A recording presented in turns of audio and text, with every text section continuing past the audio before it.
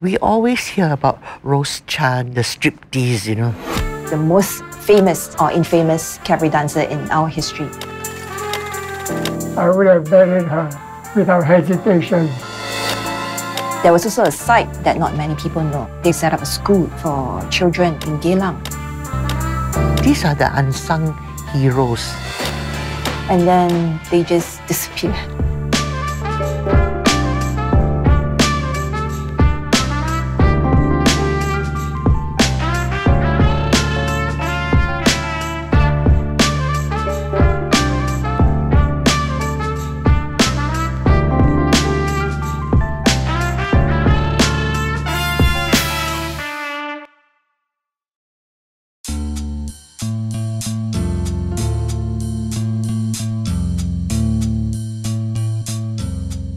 Hi, my name's Adeline. I used to write books for children.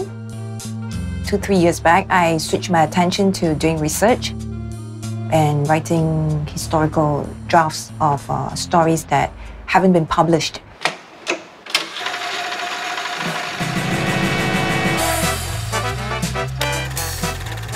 From the late 1920s to mid-1930s, Singapore saw 3 huge amusement parks: New World, Great World, and Happy World.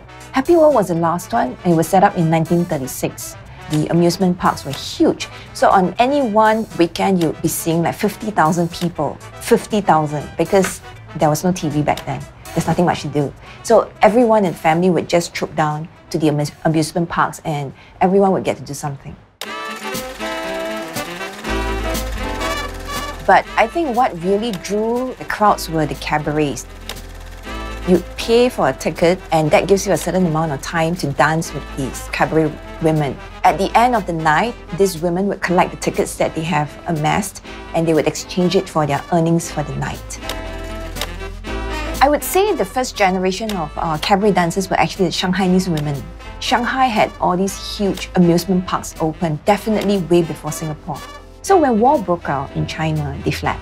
So we kind of inherited this first batch of Shanghainese women who kind of danced and paved the way for our locals to follow. Okay, lipstick all okay? Too red. I'm Mabel. I'm 74 years old or 74 years young. I was an adopted child. So my adoptive mother, Nancy Ho Kam Ying, she was a cabaret dancer. She was also the president of the Cabaret Girls Association. We very seldom get the opportunity of going into the cabaret because it is at night, and then the entrances were all guarded by the Sikhs, you see. So those Bai uncles were very ferocious, you see. So very rarely, occasionally, once or twice, I remember I did creep into the cabaret. And then, of course, you're so little, so tiny, how everybody was adult, cannot see, only can see their backsides, And then, of course, those days, people smoke. The whole place was filled with smoke, And they have live bands, at least a 5-6 piece band, you see. They were called the big bands of the era. And as soon as the music starts, the men would go up to the women and they would choose by number. It could be a regular, or it could be just like, oh, okay, tonight I feel like number 13 or number 21, So they'd invite the girl out to dance. When a male customer approached a girl, she could refuse to dance with him, right? It's her prerogative. But she wouldn't, because every ticket collected would translate into earnings for her for the night. And the dance was as good as 2 to 3 minutes as long as the music played. It was something that she could put up with. A lot of people, lots of people, I think at least more than 100, all rub shoulders. Of course, the more packed it is, the better, all rubbing each other, rubbing shoulders, rubbing every part of their body, I suppose. Oh, the women were fantastically, beautifully made up. They wore cosmetics, all the rouge and the lipsticks, and the hair was very well done up. These places are very well decorated because the owners of the 3 amusement parks actually spend a lot of money doing up these places. So the women, imagine they are in their cheongsams, they are good looking, they're well coiffed and all that, well made up and all that, and they're dancing in their heels. And these women taught themselves to dance the Western dances, right? Your cha-cha, your rumba, even your keroncong and all that, the Malay dances. We always hear about Rose Chan, the striptease, you know. I have never met her, but she was very well known. All these wild stories that we've heard about her, because eventually she graduated to doing striptease dancing and all that in the 50s, right? With the most famous or infamous cabaret dancer in our history.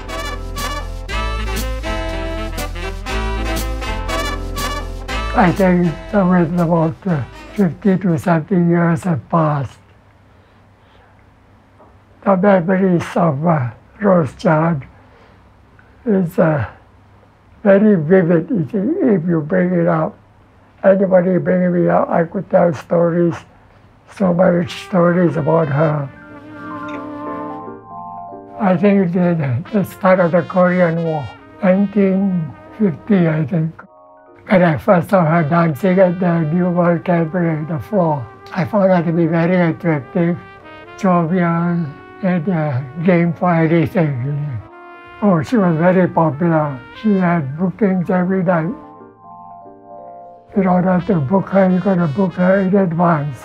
I made arrangements with the assistant manager to book her. We started meeting several times. We went picnics and all that.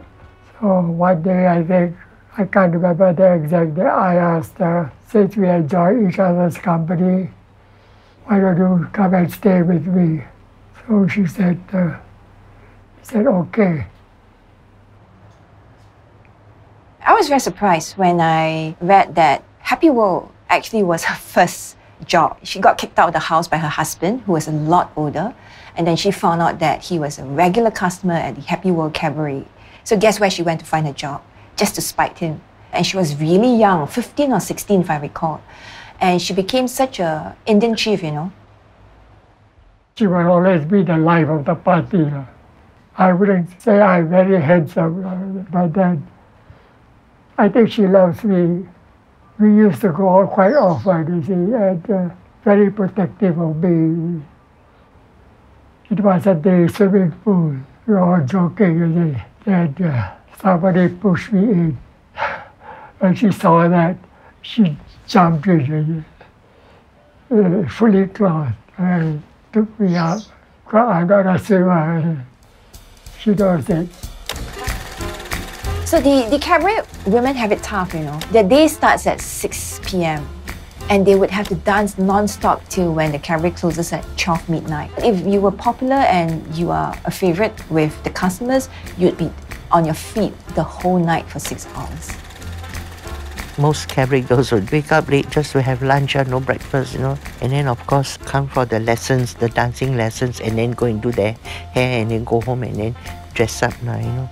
The Cabaret Girls Association set up an informal structure where women would gather at the chairperson's house to learn how to dance, and they would teach one another and they would form partners. One good example was actually this lady by the name of Nancy Ho, right? She was chairperson of the Singapore Cabaret Girls Association for 4 terms. During the day, I usually see some of her dancing girls came over to our place and they were practicing for the dances. Dances of those days were the tango and the foxtrot and the waltz. Cha-cha was there, but I suppose because cha-cha you don't get to hold the girls, so it wasn't that a popular dancer. My adoptive mother taught them this, and then they had a couple of hours, at least 2 hours in the afternoon. The ones who came were the newbies, usually, those who just joined. And what she did was raise money to start a clubhouse for these women to get together in Geylang. And they were able to learn dances in their own space. She was also known for fighting for her girls' rights, and she actually got the tax master to agree to tax relief deductions for these girls. That would be for hair, makeup, clothes, as well as shoes, which is quite a big achievement for her. At that time, girls who work in cabarets are looked down as being women of loose character at that time, which is, I think, wrong. Rose was a very kind and compassionate person. She's strong. in her own way. I think it's quite difficult for any woman who has gone through what she has gone through to think like this. Yeah, I think it is a kindness that people shown to her, to understand her for what she is. She knows the value of her kindness.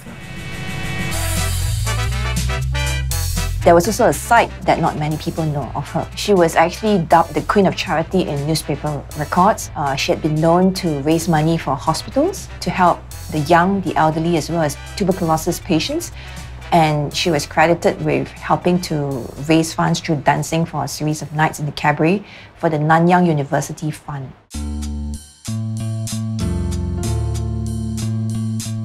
Rose Chan gave back readily because she had a difficult growing up period. I guess the only way she could live up to being generous and acknowledging that she had money finally was to give it away. And she chose the causes very carefully.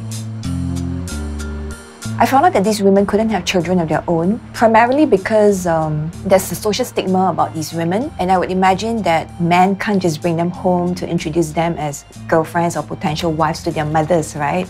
So these women accepted their fate, Once they step into the cabaret to work, they would be treated with a kind of disdain. So it would be very difficult for them to imagine having a normal life, finding a man, settling down, getting married and having children. So these women actually resorted to adopting children, and specifically girls. Well, the sad truth is that you adopt a girl, you groom her to be like you. When the child comes of age, you could send her into the cabaret to work, and that would be your retirement hatch for the future.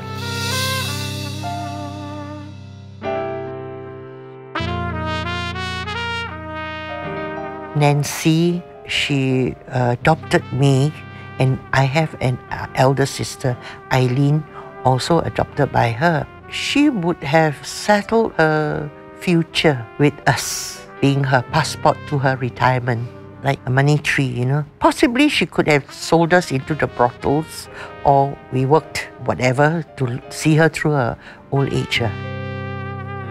In the early days, men, they would want to go and flirt around outside. But when they marry, they want to marry a proper girl, Even if the men were okay to marry the girl he happens to fall in love with, the family may not approve it. Rose went to see my father, and she cried to my father that I was fooling around with women. I think because of that, maybe she's disappointed in me or whatever it is.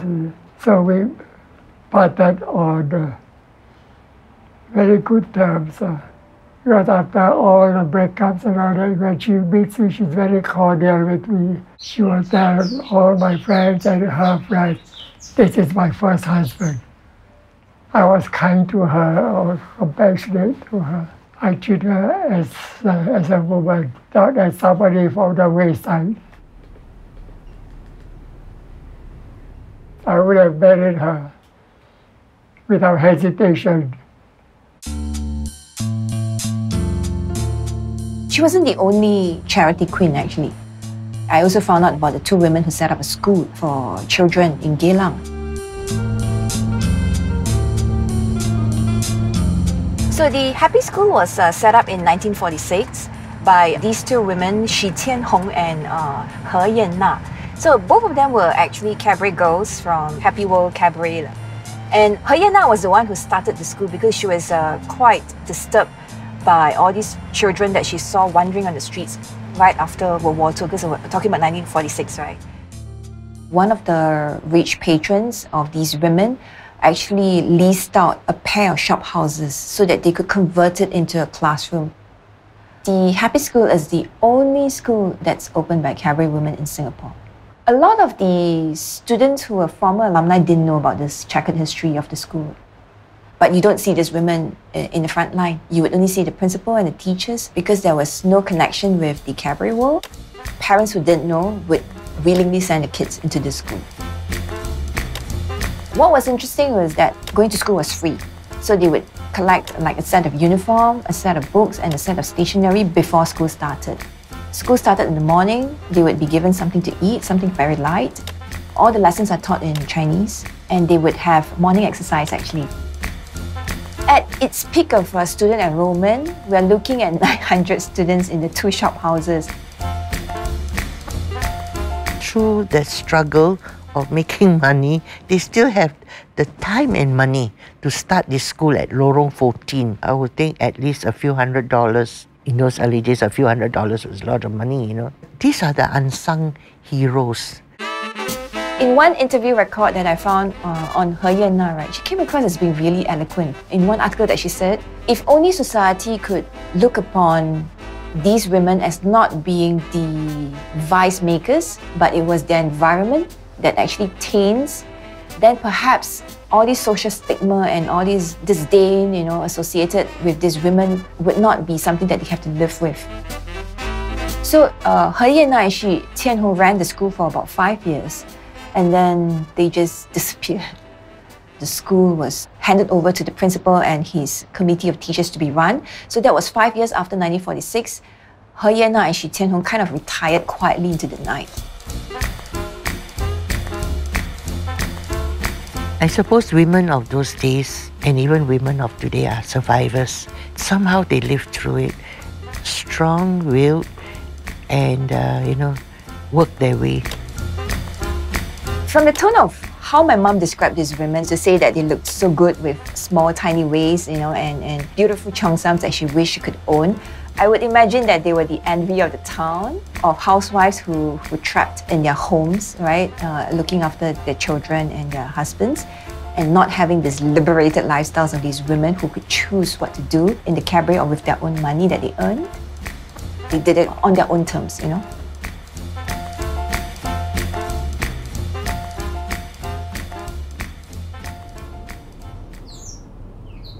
After we left many years ago, I think 2 or 3 years back, I went up in there.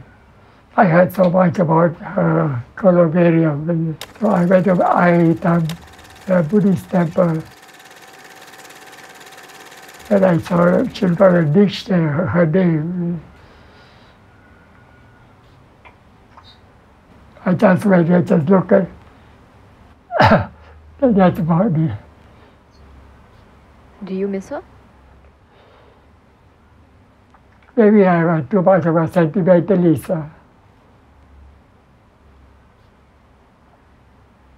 Be contented. Be contented with what you have and what you can give. As long as you're contented, you will be happy.